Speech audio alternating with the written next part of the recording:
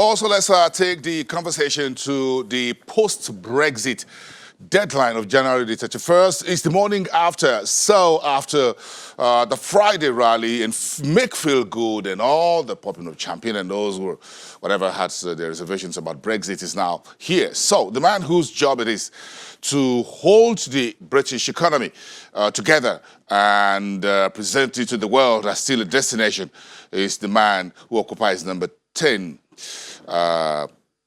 Downing Street, and that's the Prime Minister, Boris Johnson. And he's been doing some job talking to everyone on the street about what the UK economy offers, not only to Europe, to the US, and everyone around the world. Let's bring in Juliana Olayinka, my colleague, who is sitting at the center of it all and hearing all that the Prime Minister has been talking about.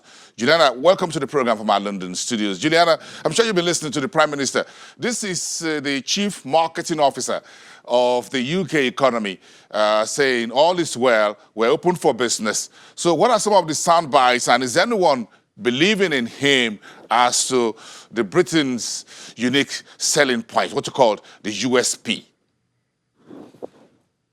Good morning, Bosun. Well, yesterday, Prime Minister Boris Johnson delivered a speech, his first speech since we left the European Union on Friday. And he was speaking in front of the press pack, international business leaders and some diplomats. And yes, as you said, you know, he was really telling the world that Britain is open for business. Of course, Britain is the 6th largest economy in the world. They try and push themselves as being the first in trying to cut to net zero emissions. The first to be the most creative, the most innovative. And that really was what he was pushing forward. To be honest, there doesn't seem to be anybody at the moment lining up to be doing a trade deal with us, apart from, of course, the promises from the US Secretary of State Mike Pompeo when he was here in Britain last week. But to be honest, Boris Johnson's speech yesterday did raise more questions than it did solve solutions, because he appeared to be going head to head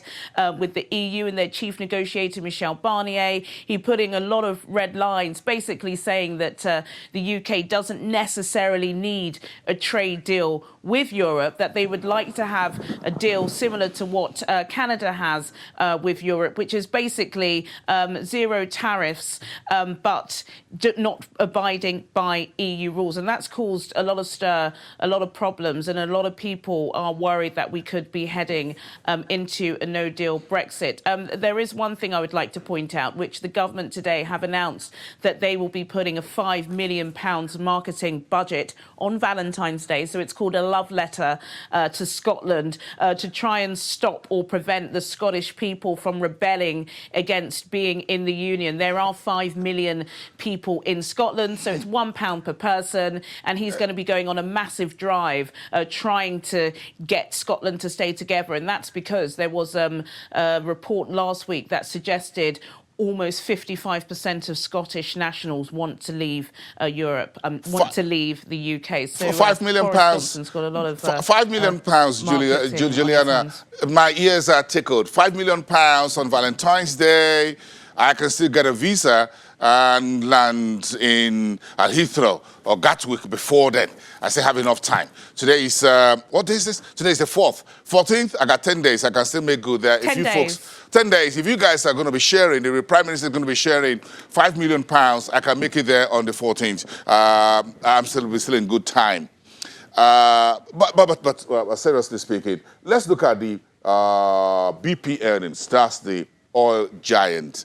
How big is the numbers for BP, and if it's really big or if it's been dented in any way? Well, it's BP, so of course it's really big, even if it's not big enough for them. But, you know, look, you were just talking about oil with your previous guest, Bosun, and last year wasn't a great year for oil majors on both sides of the Atlantic, because there has been a slowdown in the oil market. But BP did deliver some results that are better than what had previously been expected. So their full-year results for 2019 came at just over $10 billion. the predictions were about $9 billion, but it is 20% less than what they reported in 2018. I think then they reported something like 12.1 billion. Of course, they are still reeling from the Mexico oil spill, which really knocked out BP, or could have pushed them to the brink. That cost them about $60 billion in compensation and fines. And last year they had to pay an extra $3 billion towards that. But look, you know, their CEO, Dudley, he is stepping down. So this was his last results. So as a parting gift to shareholders, they paid out 10 cents per share dividend, which was pretty good. And look, you know, BP are trying to transition themselves, particularly when they bring in their new CEO, as being one of the first oil majors to really take this climate emission stuff seriously. We know, we've heard it from everywhere, that oil is seen as a dirty business, and everybody is trying to get the oil majors to stay in line. So even though they lost out from the previous year, good results for BP. And now that they've got a new CEO, they'll be charting a new course. Been able to resolve the problem with online currency transactions that Travelex went in weeks ago? Are there more banks joining this disruption, as it were? How has it been resolved or been handled? Bring us up to speed, Juliana.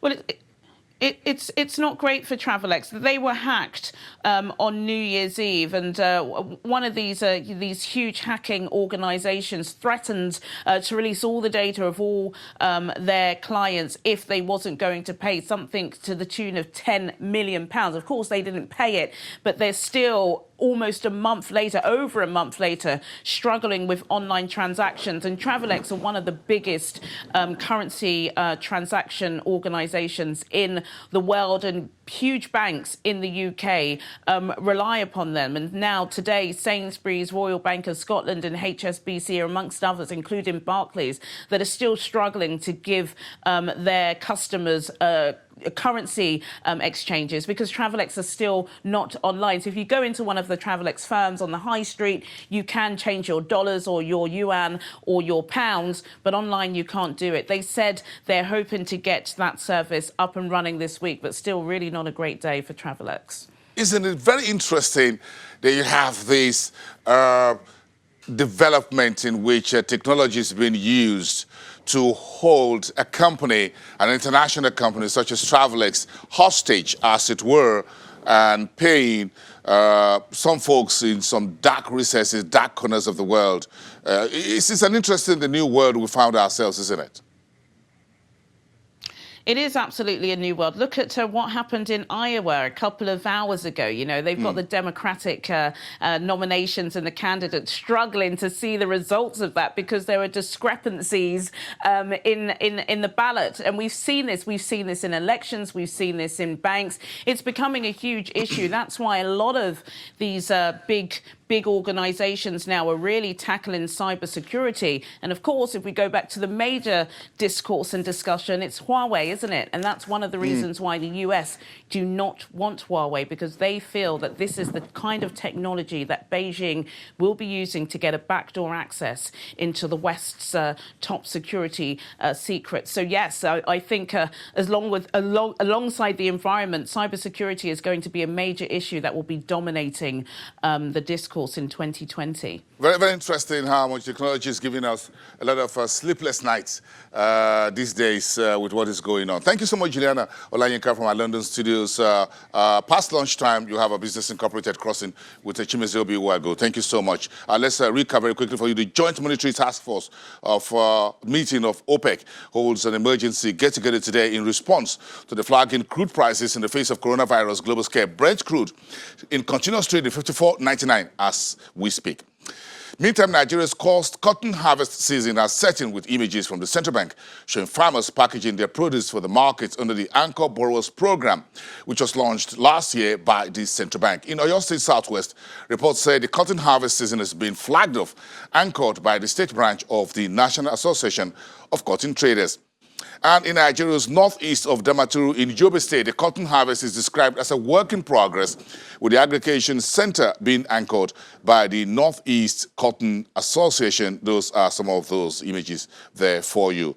I'll see you again tomorrow, Wednesday, the 5th of February. Have a great day, everyone, and goodbye from Lagos.